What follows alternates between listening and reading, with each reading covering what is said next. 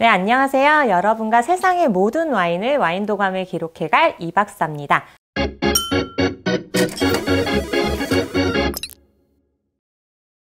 자동차 애호가로 유명했던 이건희 회장은 슈퍼카 수집과 레이싱을 즐겼다고 하죠. 페라리 250 GTO라는 차량을 소유했던 것으로도 잘 알려져 있습니다. 여러분, 이 페라리 250 GTO는요 2018년 소더비 경매에서 자동차 경매 사상 최고가인 4,840만 달러 이상 낙찰이 되면서 더 알려지기도 했는데요. 여러분 다 한 대씩 가지고 계신 부가티, 벤틀리, 그리고 마이바흐를 시리즈별로 소유하고 있던 것으로 알려져 있습니다. 그래서 이 회장과 자동차에 얽힌 재밌는 일화들이 있는데요. 벤틀리를 고르는데 신입 직원이 이 회장을 몰라보고 이 차는 리스로 하면 더 좋아요 라면서 조언을 해주고 이 회장이 그래요? 그럼 리스 할게요. 이것도 웃겨. 네, 그래서 이 회장의 신원 조회를 하기 위해서 이건희 회장의 정보를 삼성캐피탈에 의뢰하면서 발칵 뒤집히는 그런 사건도 있었습니다. 이렇게 자동차 사랑이 남달랐던 이건희 회장이 자동차만큼이나 애착을 가졌던 것이 와인인데요. 전 삼성그룹 법무팀장인 김용철 변호사가 이건희 회장의 내부 지시사항이라면서 공개했던 문건에 이렇게도 적혀 있었습니다. 신임 임원 교육 시 1박 정도는 부부 동반하여 테이블 매너 및 와인 교육 등 임원으로서의 매너 및 소양 교육을 시킬 것.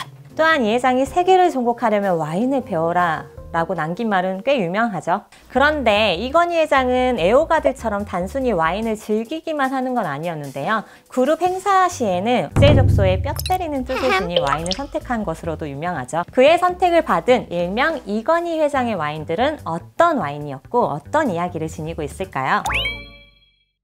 2007년 열린 정경련 회장단 회의가 끝나고 신라호텔에서 준비된 만찬이 있었습니다. 이때 이건희 회장은 예정되어 있지 않던 와인 한 병을 즉석에서 개봉해 회장단에게 대접하는데요. 이 와인이 바로 이건희 회장의 와인으로 가장 잘 알려진 샤또 라뚜르 1982년산이었죠. 1982년 빈티지는 와인평론가 로버트 파커로부터 무려 100점 만점을 받은 와인이었습니다. 프랑스의 대표 와인 산지인 보르도, 그 중에서도 메독이라는 세계적인 산지에는 단 5개의 1등급 와인이 존재하는데요. 그 중에 하나이면서 동시에 전 세계 부의 상징인 로스차일드 가문이 소유하고 있습니다.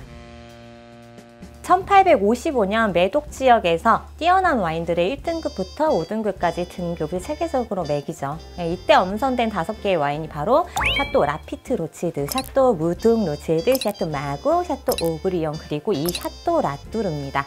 라뚜르, 불어로 탑을 의미합니다. 라뚜르의 포도밭은 14세기 중반에 요새로 사용됐던 지역이에요. 실제로 이때 만들어진 하얀 탑이 하나 있어요. 와인 레이블에 그래서 이 탑과 그 위에 사자 한 마리가 올라간 그림이 그려져 있죠. 근데 재밌는 게 이 와인 자체가 가진 맛이 탑과 사자만큼이나 묵직해요. 입을 굉장히 꽉 채우는 매끄러운 질감, 깊은 맛, 그 진함이 인상적이죠. 그래서 이런 와인이 가진 캐릭터 때문에 라뚜르는 강인함 그리고 부와 권력을 상징하는 와인으로도 여겨집니다. 심지어 마시기 전에는 평균 6시간은 디캔팅 열어놔야 돼요. 그리고 20년에서 30년 정도는 묵혀야 제맛이 나는데, 이건희 회장이 라뚜르를 회장단에게 접대한 2007년 당시에는 정경련 회장단에서 차기 회장을 선출해야 돼서 굉장히 시끄러울 때였어요.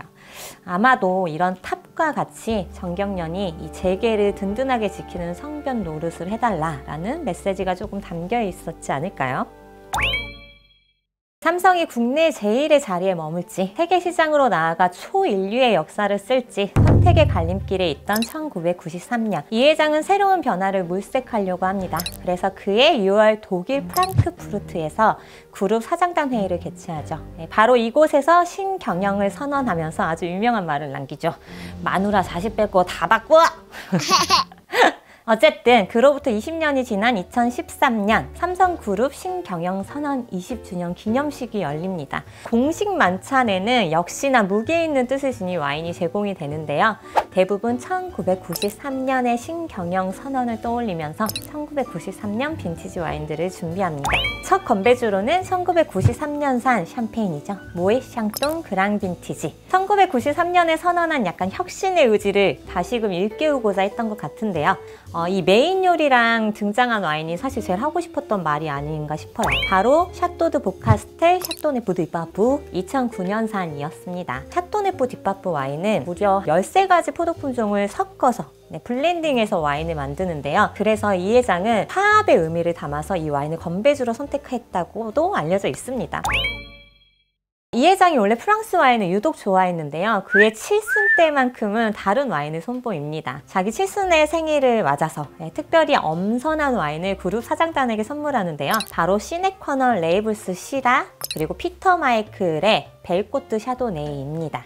이 두 와인 모두 미국 캘리포니아의 컬트 와인인데요. 이 컬트 와인이라 함은 극도로 품질을 관리하여 소량만 생산되고 그만큼 고가로 판매가 되고 있죠. 이 시네커널은 1994년 첫 와인이 출시됐는데요. 이후로 20년이라는 시간 동안 로버트 파커로부터 100점 만점을 무려 15회나 받아왔어요. 엄청난 기록이거든요. 그도 그럴 게 매해 와인의 이름 그리고 레이블 디자인을 다르게 출시하고요. 그렇다는 것은 즉 엄청난 희소성을 가지고 있다는 거죠. 매년 옥션 거래에서도 최고가를 갱신하고 있는 와인입니다. 시네커널은 라틴어로 필수 불가결한 반드시 필요한 것이라는 뜻인데요. 그룹 사장단들이 아마도 이 회장에게 그리고 삼성이 나아가야 할 미래에 있어서 없어서는 안 되는 필수적인 존재라는 것을 시사하는 선물이었을 것 같습니다. 화이트 와인인 2006년산 벨코트 샤도네이는 영국인 피터 마이클이 미국에서 만드는 프랑스풍의 와인이에요. 영국에서 사업을 하던 그가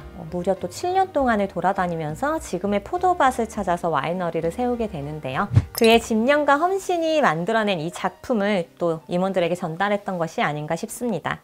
네, 71세의 생일에는 프랑스의 론 지역에서 생산되는 가장 향기로운 화이트 중 하나이죠. 이기갈의 꽁두리유 라도리안이 제공됩니다. 근데 재밌는 게 이후 2015년에 이재용 부회장이 신임 임원들과의 새해 첫 만찬 자리에서 같은 와이너리인 이기갈의 지공다스라는 와인을 선보이는데요. 이 지공다스는 라도리안과 같은 와이너리인 이기갈에서 만들지만 훨씬 더 저렴한 와인으로 이건희 회장의 와인을 약간 염두한 선택이 아니었나 라는 이야기가 전해지죠. 그래서 오늘 시음해볼 와인은 이기갈의 꽁드리유 라도리안이라는 와인입니다. 꽁드리유 라도리안은 프랑스 론 지역의 꽁드리유라는 곳에서 비오니에라는 화이트 와인을 만드는 품종으로 만들어지는데요. 프랑스 최고의 화이트 와인에 속하죠.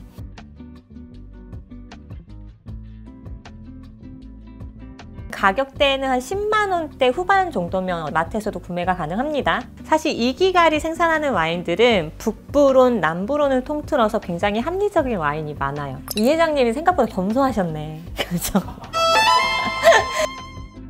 일단 한번 시음해 볼게요.